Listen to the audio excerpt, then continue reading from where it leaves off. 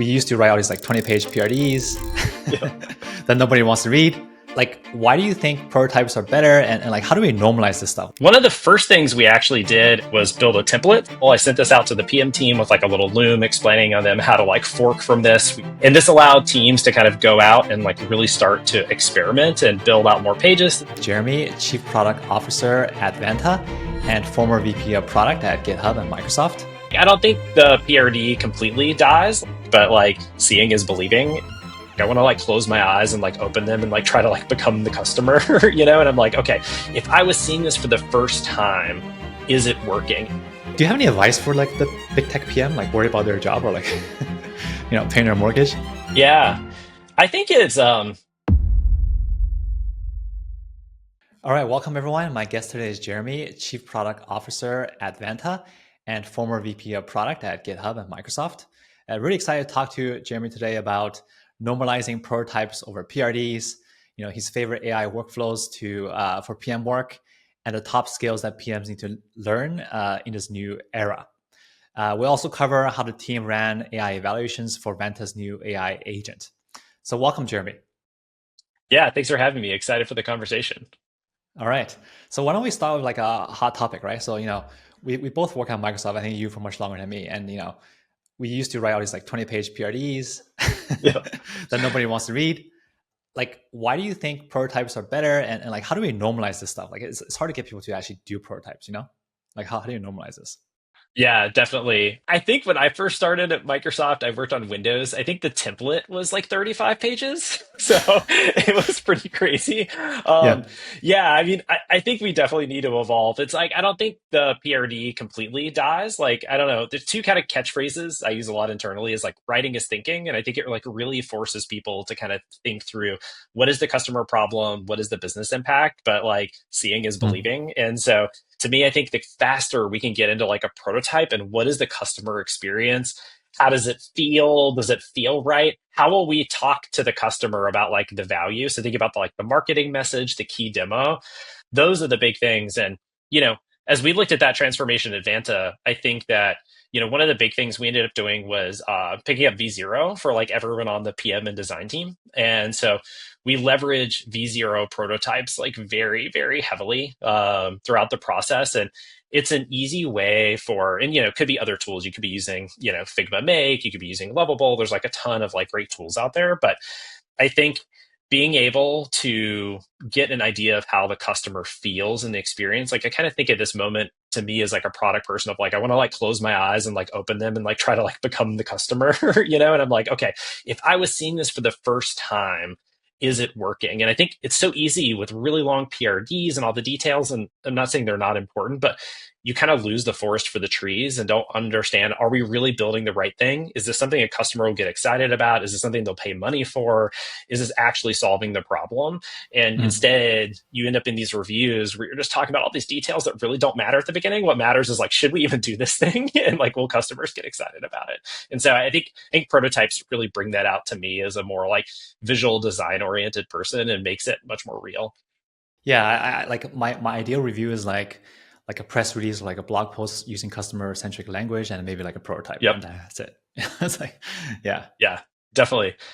And we do a lot of the kind of Amazon style PR FAQs as well, where it's kind of like write the blog post. What is that demo script going to look like? That's going to have that wow moment for someone. And now let's look at it, and spend kind of the review time talking about that experience and why it's great or how it could be better.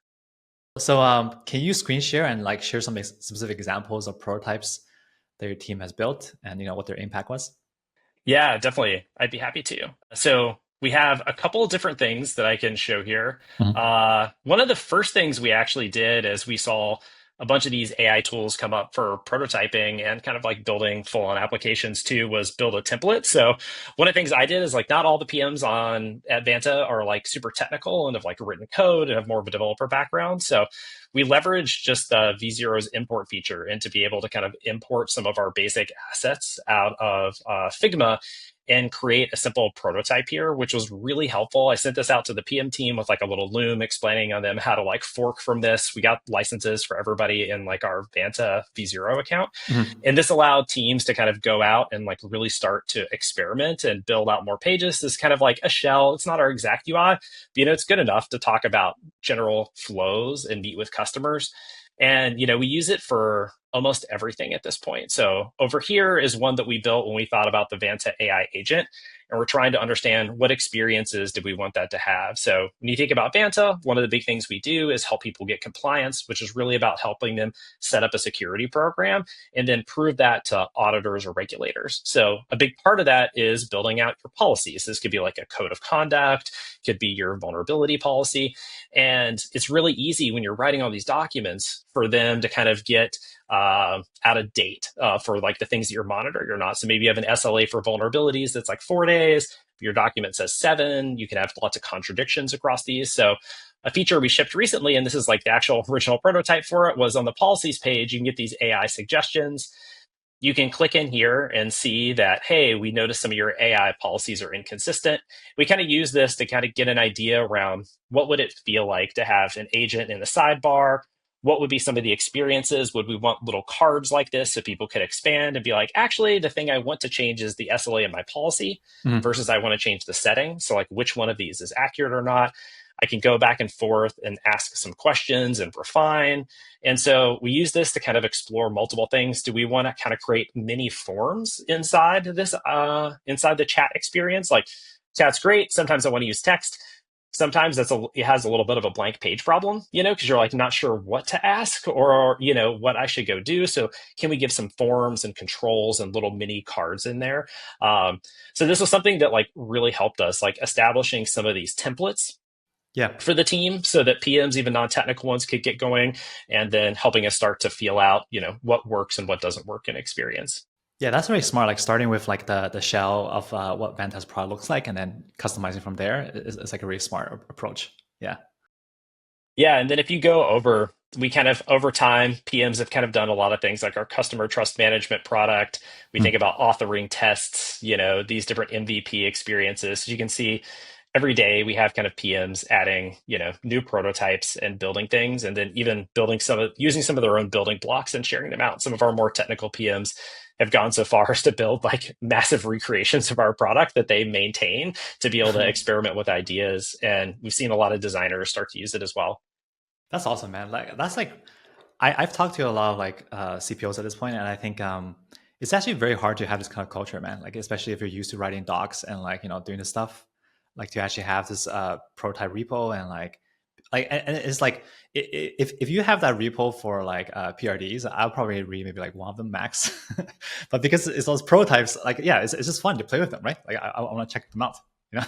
Yeah, and I think it like with like I mean I'm not to discount like words. It's really important. I think to like write, we do write docs, and I still love docs, but I don't know. It's so easy to misinterpret when someone says something. Like what does that mean? Or you just get a bunch of superlatives in a sentence, and we're like, this will be the best customer experience. It will solve these 3 problems. But you're like, yeah, but what exactly does that mean? And I think like bringing it to life in a prototype really helps and helps build that design engineering product collaboration early. Like one of the things Mhm. I've heard from engineers is like, oh my God, I now understand what they were talking about. You know what I mean? And it's also a good hand off to designer, not saying that the design is done or their work is less valuable. There's still a ton of work to go do still from this point. Yeah. Um, but I think it creates an easier shared language between everybody working on making the product. So how does a typical product review go then if you have a prototype and maybe like a doc? How do you guys structure it? Like when you get to the prototype stuff?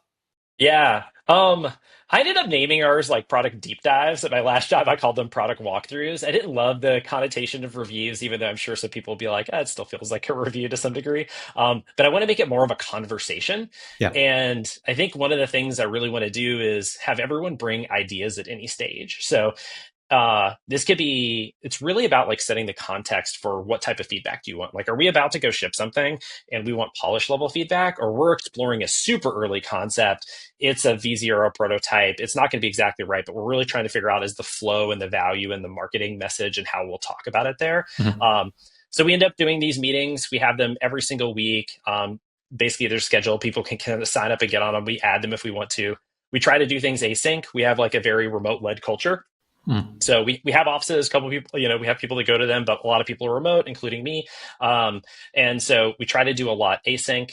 I would say the big thing that I try to do is just like get into the pictures as quickly as possible. I think a lot of times PMs want to come in, especially PMs, but it can happen to anybody and like set lots of context. And I think the advice I give people is like, I probably have a lot more context than you think that I have. I've probably been like stalking your designs in Figma or looking at your PRD, or just like I end up talking about the product so much and like where we're going that I have a lot of context. So I'm like, hey, let's just get into the experience quickly. Like, hey, here's what a customer is going to feel like. They've got this problem. Let's walk through something that's going to make it a better experience for them. So really jumping into the pixels, starting to click through, and then setting that expectation of like the level of feedback we get. I also think it helps build a culture around, lets me build a culture around like quality and like sweating the details. Yeah. Not to say that's what we're always doing in these is like detailed pixel analysis, but sometimes we are. And letting people know that like, hey, the word choices really matter. Like for us as a security compliance company, we have tons of startups that don't have no idea what SOC 2 is. It's super scary. Oh my gosh, I've got this audit. I don't know security. And so how do we think about like the copy and the language choices, making it like friendly and supportive while still being like accurate, is all the types of things I look for in these.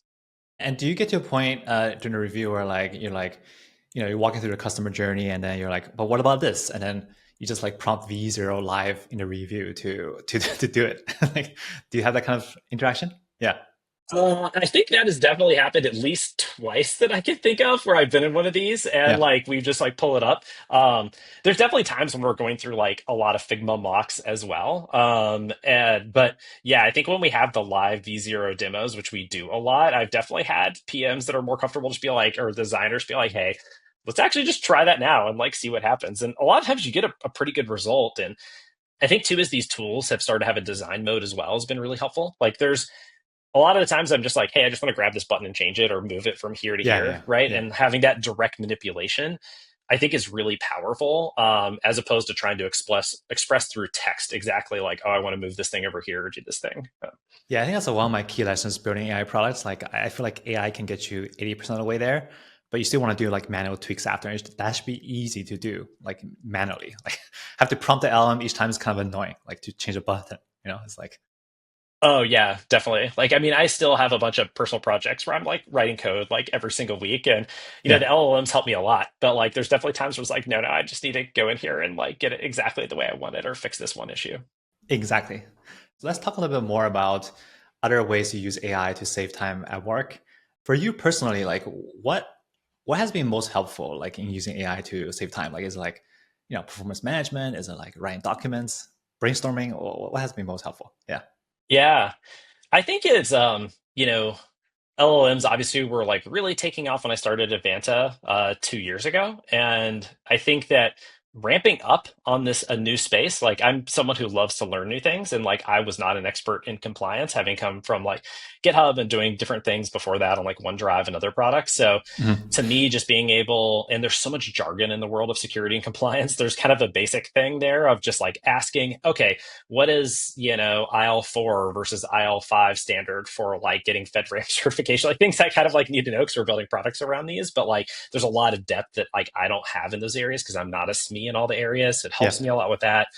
I think processing feedback for people's reviews, you mentioned performance management, is Mhm. really helpful. We have a pretty big feedback culture, which I love, but it can be a lot for me to go through for like each of my reports, like the 12 people that all sent them feedback. So I've created a GPT, and actually our last review, our HR team actually created and sent out a GPT where they're like, upload all the feedback here.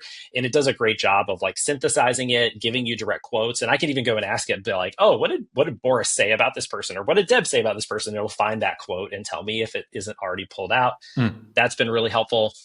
I think market research has been a big one for me. I still create prototypes. I'm still in like V0 using it, but I don't know, the one that really is probably at top of my list for impact is actually some tooling that we've done internally on top of Gong. Mm. So we have like Gong stream listeners when different subjects come up with customers, like different competitors come up with customers, different features that we've shipped, other topics. And then we have a Slack channel that we've kind of built that goes ahead and like pulls that in by product. And we can kind of understand, hey, what is the conversations happening live? Is this a pre-sales conversation, a post-sales conversation? What are customers saying about the product? What are they saying about competitors? Because like I love our like we have an amazing sales team and amazing sales leaders, Yeah. but the detail you get in like a win-loss analysis, like they're not really incentivized to make that great, and they're not really thinking from a product mindset. So a lot of times it's directionally correct, but there's a lot of details and questions I have, and being able to go directly into the Gong call at that moment and hear what did they say about a competitor, what did they say about this feature, what are they saying about this area of the product, like risk management or the type of work that they do in vendor reviews, and jump in there. We've had a technical PM that kind of like hacked together a bunch of like internal pieces on top of the Gong API using ChatGPT and Slack and everything. That's made a nice internal tool for us there. So you can basically ask questions about the raw transcripts from the calls and stuff, right? Like that's kind of what the tool Yeah, is. yeah, and Yeah, then we get a feed of the things that we say we care about, which I think Gong has built in now with streams where you can get just a feed of some of the words that are mentioned, and it's just so much better now. I see. But yeah, I think that's helpful for me. I mean, I'm just so like such a product customer person. I want to like get in and be like, okay, what did the customer say? How Yeah. did they say it? What exactly was it? So that helps me a lot. Yeah, that helps. Yeah, I do something similar. Like every product I build, I have a project where I upload like a bunch of like deep research stuff about the product space, and then also Yep. like customer interactions, like just on Discord or something, like some chat threads, and then I have my like PRD template or whatever, and then I just work with that. Like that's probably, I mean, I hate to admit this, but that project is probably my most important coworker Yeah. in making the product Yeah, great. and I mean, I You know? think a lot of this like Gong customer analysis for us, especially when we're doing features that are, around like churn and they're talking to account managers and CSMs or they're talking to like sales, Yeah, is so helpful for me just thinking about strategy wise as we think about growing the business and revenue and just like making customers happy. I can use that as a treasure trove to kind of like just ask it questions and aggregate across all these customer conversations. Because not everybody can remember, in the best way what exactly happened or summarizing it. This could be a personal one. One other one I do is I use some different dictation apps. I've been using, trying to like leverage ChatGPT directly more for this, but I've used a couple different ones as well where I don't know, I go off during the day and just need to like get out of like the home office and like walk my dog. And a lot of times it's easy for me just to like stream of consciousness, kind of like ramble ideas. And then now leverage an LLM to like grab all of that and actually turn it into like a more structured document, yeah. which has been really helpful for me just to think through strategy or other things where it's just easy just to kind of talk with someone and like leverage like the AI to kind of be that person to like prompt me and to talk to. Yeah, dude, the dictation is a game changer for me. Like I have like a life coach project, like where Yeah. like I have all my like goals and like my fitness stats and everything, and like every quarter I check in with it on how I'm doing, and like it has so much context on me. Hopefully it doesn't leak, but so much context on me that like I think it's better than any Yeah. it's probably better than any therapist, at this point. Yeah, Oh, definitely. And I feel like, I don't know, maybe some of product kind of is like, yeah, when you're thinking through the strategy and stuff, like that therapy session of just like, you just need to like talk it out, and be like, okay, what if we did this? What if we did that? And I don't know. I feel like a lot of the things that were in my head, I then would have to remember them and then sit down and like write it all and do it and just short circuits the whole process a lot. and the last thing I'll mention is like lately I've been having meetings with like my team and stakeholders, and sometimes we're trying to figure out the product copy or like trying to figure out a problem, and I sometimes I just like screen share like like ChatGPT or something like, hey, let's ask ChatGPT this question, and it still Yeah. feels kind of weird, but like it's like having our teammate trying to brainstorm with you. Oh, definitely. Yes. Yeah. I do that a lot. And I don't know, even as like a product like feature for us, like a lot of things we've been looking at for the Vanta agent has been that for like GRC professionals. And when we kind of look through the data and talk with customers, we see a lot of them doing that too. Just like, hey, I just need somebody to go back and forth with on this thing. Yeah. Yeah. Okay, so let's talk a little about like how are functions changing with all this AI stuff, and hopefully changing for the better, right? Maybe we can talk a little bit about careers first. Historically you have to become like like a manager, like a director, VP, and CPO to kind of like make more money and get promoted. And Yeah. now and now we're seeing like these AI researchers getting paid like $100 million or something. Like so do you think like the IC PM is coming back to you, or like how do you balance, like what's the best career? Is there like a viable IC path now for senior PMs or I definitely think there is, and like I don't know, I definitely create one at every company that I've been at. yeah. I think that IC work is so critical. Like, I mean, even for me as like a CPO, I look at my job as like there's also the IC stuff that I own. Christina, our like CEO and founder, like she will still write PRDs for specific features that she's like excited about, and she creates V0 prototypes and sends them to me, and I send ones to her as well. Of just like, hey, what is this idea? And we're like, okay, great, let's just like knock out like a quick prototype and see how to go do it. So Mhm. I think that IC work is incredibly important if you're going to be a manager or not. I think that people can easily, I've worked with amazing ICs at the VP level, or VP equivalent level there, and see that work happening a lot. Because to me, it's all about like impact.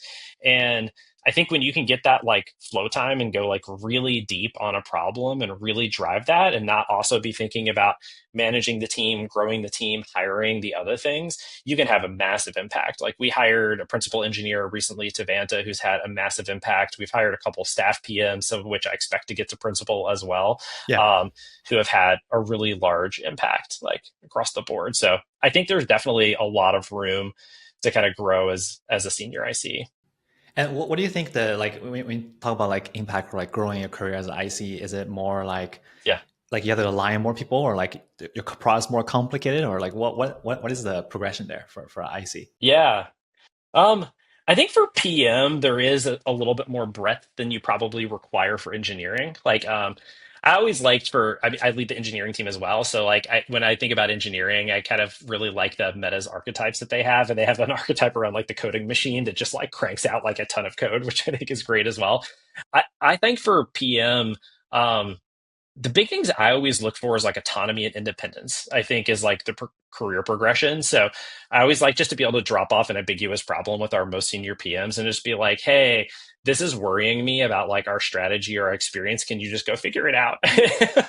And like almost to some degree, like the less context. I'm not saying people shouldn't ask questions. They should ask a ton of questions and like they do. But I think the less I have to kind of be involved and then more I know they will just take the agency around saying, hey, I'm going to go figure out who are the four people I need to go talk to. I'm going to set up these customer calls. I'm going to go coordinate with these other people across the company.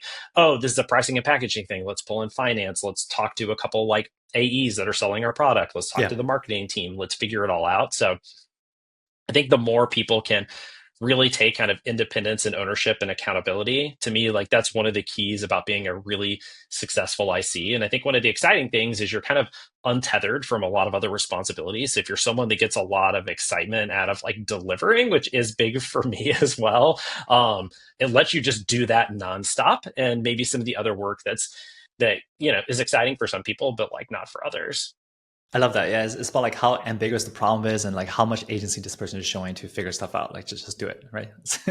Yeah, Yeah, yeah, definitely. And I think that the more you can kind of build relationships with people throughout the company in different disciplines is really helpful. Like I think yeah, people that do this well, and it doesn't mean you're going to fill up your schedule with like a ton of one-on-ones all the time, but like who are your key people that you can go to understand pre-sales and post-sales and support and like understand what's happening on, the marketing side and everybody within EPD. So I think the people that do this really well have a good kind of like network and knowledge of what's happening, and they also know how to communicate at the right level. Like there's definitely like when someone on my team is like talking to Christina, they should know the context that she has as like the CEO and founder, the context I'll have versus they're talking with like the engineers they'll be working with to go build the product. And I think understanding how to work at those different altitudes and like what message does that person need? What decision do you need from them? And what's the minimal context?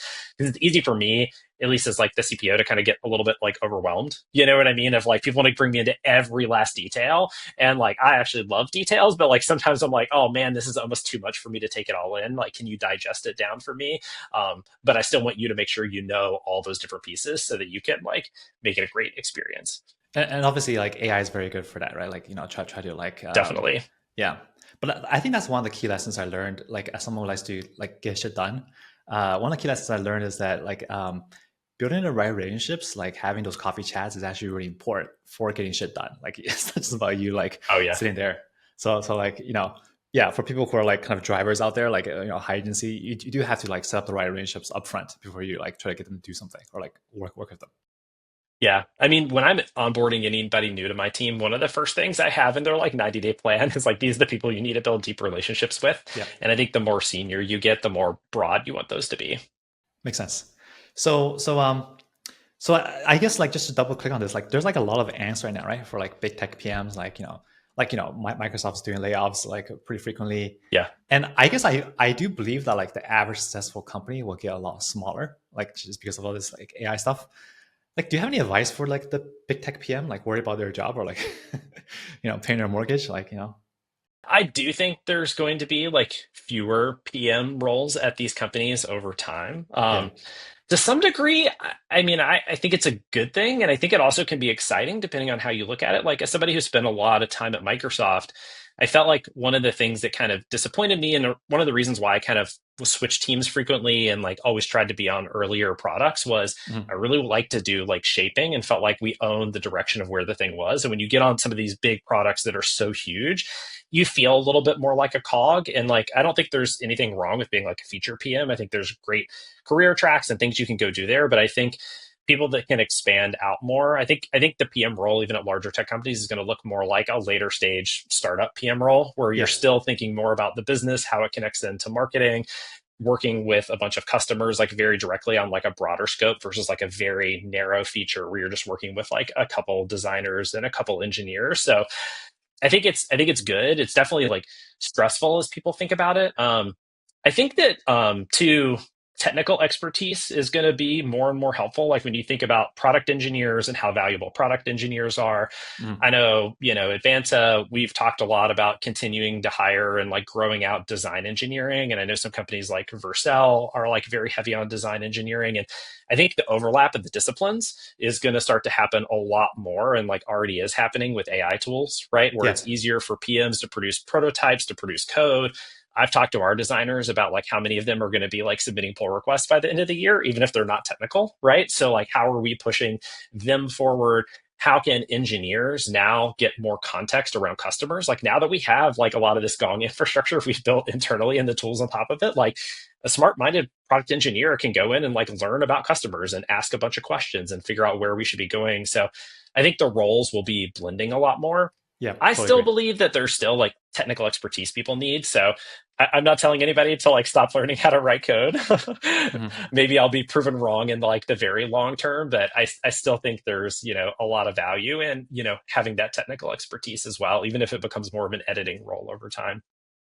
Yeah, I mean, like my engineering friends can like, I've been vibe coding stuff, but like my engineering friends can vibe code much better stuff than me because they actually understand like how everything works, so Yeah. they can get better prompts.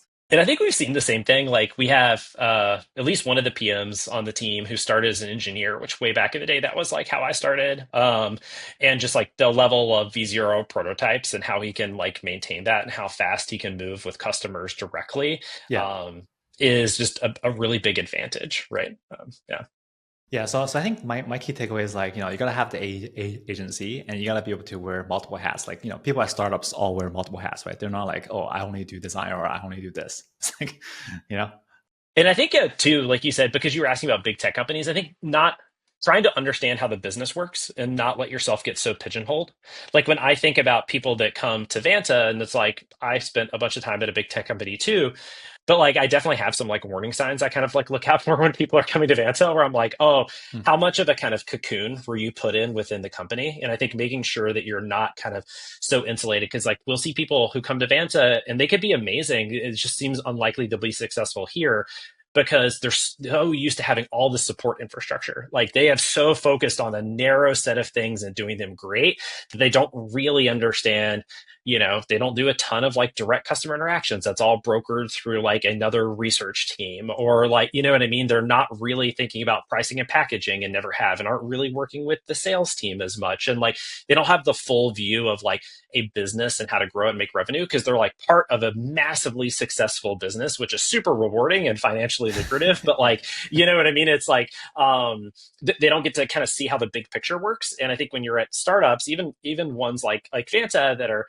like Series C and things like that, like you still need to know how all the pieces fit together. And PM is such an important glue there. So I would encourage people to be like, get more technical, spend time with AI tools, like reach into design and engineering doing that, Yeah. but then also like understand how the rest of the business like really works.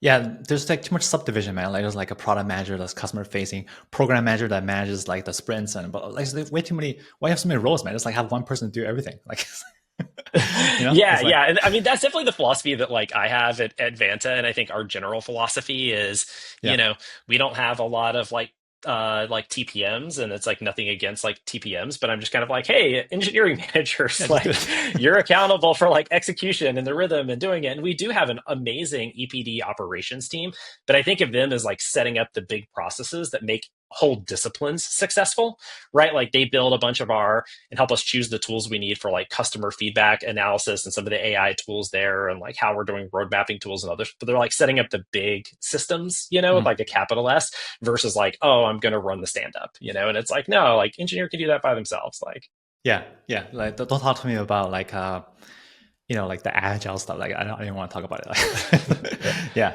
yeah. Cool. So let's talk about for last time. Let's talk about Vanta's AI agent and what goes into building AI products. Right? It's actually like from my experience, it's actually a lot more difficult and annoying than building a non-AI product. So maybe you can talk a little bit about what does the agent do first? Like what kind of problem does it solve? Or maybe share what it looks like. Yeah. Mhm. Yeah, definitely. Yeah, let me pull up what we've got. I mean, I think one of the things that's really exciting for me, and one of the things that I think not enough companies focus on with their AI products, is really making sure the quality is extremely high. Like Mhm. there is so much kind of like hype around these different products that doesn't fully manifest in the product experience that you feel. And so I think for me, one of the big focus that we have is on the quality of the AI that we have, the quality of the responses and answers. Yeah. So I can walk you through a couple of these experiences. I guess you saw the V0 prototype of what became a bunch of this UI now. But again, as I mentioned before, people have security policies. There are lots of documents. It's hard to keep them all in sync. It's hard to keep them consistent with your monitoring. So we've kind of built an agent here where, and we've even gone further. Instead of you having to ask the agent, hey, do I have any inconsistencies? Can you please go fix these for me? Which I feel like is kind of work on the customer. You have a bit of this blank page problem. We're just going ahead and surfacing these insights directly. So I can click right here and be like, hey, you need to fix 14 SLA inconsistencies. We'll pull this up, tell you what the inconsistencies are, giving you a list of sources, again, building trust and confidence on like where the answer came from that it's good. And I'm like, hey, Mhm. actually, I do want to update this. We're going ahead and offering that next suggestion to you. So again, not putting it on the customer to think about what it is, and then giving them like a simple card that kind of explains, hey, we're going to make these edits. Are you okay? And you can go through and, accept those edits and make them. Oh, that's Um, awesome. Yeah. and I think, yeah, and I think one of the big things for us, you mentioned like AI products, how to think about them is like, what are the prompts that you're expecting customers to write, and like, what are they trying to get out of it? So, in this case, I think not leaving them with a blank page problem where you're just coming in around like, oh my gosh, what do I need to go do? Like, we have a couple of prompts here where we're like, hey, give me a summary of my password management requirements, like letting people know which types of prompts, give them an idea of what the agent can do and like what it can't do. Also, Mhm. like refusing. We spend a lot of time on quality and on eval to make sure the answers are really high quality Yeah. and people are getting things that they accept and they like. So, whether it be policies like we talked about here, a big part of preparing for a compliance audit is also you have to go collect all this evidence. Vanta automates collecting a lot of that evidence, and we can now evaluate a lot of it. So here's a PDF that I had to go write. I created this with our policy builder, which is like AI enabled and helps you write that policy, which is a great experience. But then, a lot of people producing the evidence maybe aren't on the security team, or you're a startup and you don't even have a security team yet, and you think you did it right, but you're not sure. Mhm. We can go through, and we have subject matter experts at Vanta who are constantly evaluating the prompts, these different types of evidence that you need to submit. And we can tell you, like, hey, we found these gaps. and here are the suggested improvements that you should go make to this document that will make it, likely that an auditor will then accept this and be like happy with the document that you're going through. So I think these are like a couple of different things, whether it be questionnaire automation as well. Even when Yeah. you think about like going to someone's trust center, you're understanding what is their security compliance requirements. I can go in here and kind of like ask a question like, what is the, encryption that's used? Because it doesn't even. Um, and we'll go ahead and answer that question, which I think, pre AI, when I think about this, you kind of design the page of like, again, the customer has to go do all the work. They have to like dig through it. They have to read it. They have to go figure out. But what do Yeah. they actually want to do? They just want to ask a question. So can we just like jump to the end? You know what I mean? Yeah, I don't have to like. Yeah, I feel like the best AI products actually like they basically like help you save time. Like if I click around all this stuff, I can find the answer, but it'll just take me much longer to just ask the question. It's like Yeah, exactly. And so I don't know. The way I think about AI is like it's a new tool in the toolbox. mhm, And I don't think it's like rub a little AI on it, like it's the right solution for like everything. But I was like, yeah, if we have a customer problem and AI is a great solution, we now have this whole new set of tech that we've never had before. And for processing tons of unstructured data, which is pretty common in compliance, like documents, keeping documents in sync, producing documents, analyzing them, mhm. it has been kind of a game changer for us. We also have to do a lot of analytics things as well. So being able to dynamically generate charts and graphs on the fly from our agent has been like super helpful as well. Awesome. Let's talk about. I really like your emphasis about quality. I think the difference between like a new AI PM and a mature AI PM, like the new one is like, oh, check out this cool demo that I have. It's like, and the mature one has been around the block enough, like made enough mistakes that they're like, oh shit, I gotta look at the eval scores. Like just because this thing worked one time doesn't mean it's always gonna work, right? So Yep. so maybe you can talk about like at a high level, like how the eval works. Like do you start with like manual eval? You have some criteria, or yeah, how do you approach the eval process? Yeah, definitely. I mean, I think early on, we have a kind of AI platform that we built internally. We kind of started with questionnaire automation. So, security questionnaires people get in.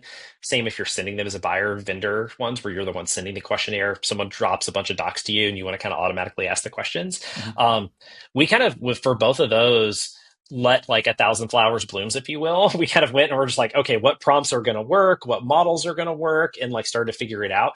Only after we figured out what works in a given space. Like we really focus, I think, on iterating quickly and testing lots of models, testing early prompts, seeing Yep. what feels right. Only later do we then try to like platformize and productize some of these pieces. So I felt like a year ago or 2 years ago, it was a lot of kind of experimenting, trying things, letting teams be really flexible. We have found certain things that work. So we have a core kind of like RAG pipeline and architecture that we leverage internally. We have some shared eval tools that we like. We work Mm. with like Rolaria AI and some of these other ones around evaluation and optimization. And I think all of these have become really helpful for us. And then as the products mature, I think then the team really focuses on quality. I never worked on search results, but I imagine if you're like a PM at Google working on search results or something like that, it's somewhat similar. Where I would say a lot of the emphasis I have with the PMs and the engineers on those teams is, hey, what is our coverage rate for like a questionnaire or for a set of questions? What is the accuracy of our responses? How are customers scoring those up and down? Mm. And really kind of tuning the prompt, tuning the vector database, the chunking, all the different pieces that we kind of need to make sure people are getting like really high quality answers.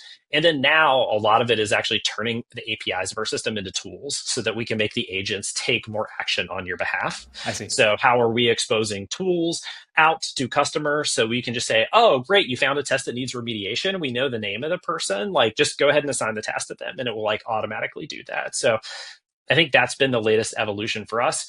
And then there's some things that I would say are more out there. I know OpenAI just announced, I think, a big update to computer use. I haven't like checked it out yet, but you know, that's something we've been playing with a lot that felt like pretty early. But I feel like all these areas, I'm always trying to be like, let's have somebody constantly thinking about some of this tech, even if it's not quite there. Like when computer use first came out for some of the use cases we'd want to use it for, let's just keep a background thread kind of going where there's like an engineer or a product person like constantly playing with it over time, because like when it does become a big deal, I want to be able to like jump on it really quickly, or when we think it's hit that quality like bar that we can be in the position where we know how the technology works and can like jump on it quickly. Yeah, you gotta be constantly testing stuff so that when it does cross the threshold for acceptable, like percent acceptable, then you can implement in the product, right?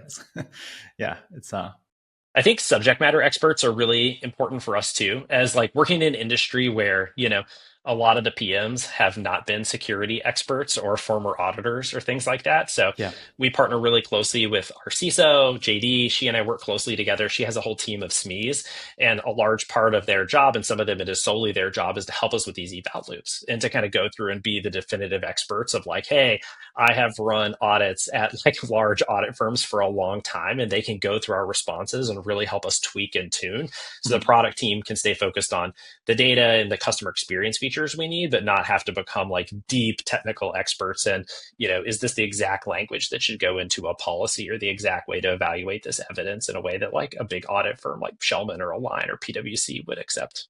Got it. Yeah, yeah, that's a really good point. I feel like evals, there's a lot of like fancy techniques, right? There's like LM as a judge and all this stuff like you can do, but Yeah. like I think it comes down to like human taste at the end of the day. Like you gotta have like garbage in, garbage out, right? You gotta have some like really good human evals, like human criteria that powers all this other stuff. Yeah, and we have like I think it's like over 50,000 evals. We have like, multiple like synthetic golden data sets that we use. So we do all those things too, but Yeah. I do find that especially when you're early and shipping a brand new feature, just telling the team it's like every day just look at like what everyone is asking and how it's working and like sweating those details just like you would shipping any feature. Um, yeah. I mean, I think the how far we can push chat as an interface has also been something that's been like debated a lot. That's interesting to me. I think there's things that's great at. As you probably saw in some of those prototypes and some of what we ship, we're starting to play with cards, more interactive things. Cursor, Mhm. Windsurf have done a lot there as well of like showing little mini command prompts, asking you to approve when it's running commands in the terminal and things like that. And so I think it'll be interesting to see how that evolves and where you want it to be chat, where you don't want it to be chat, and like what becomes this hybrid. Yeah, like chat is great because like the users telling you their intent, but yeah, like, they need a lot of guidance. There's probably a lot of innovation on top of that. Yeah, and like once you have chat, like for my AI product, I haven't shipped chat yet because once you have chat, like then they can ask whatever question they want, and Yeah. then you gotta account for all these edge cases and all this stuff.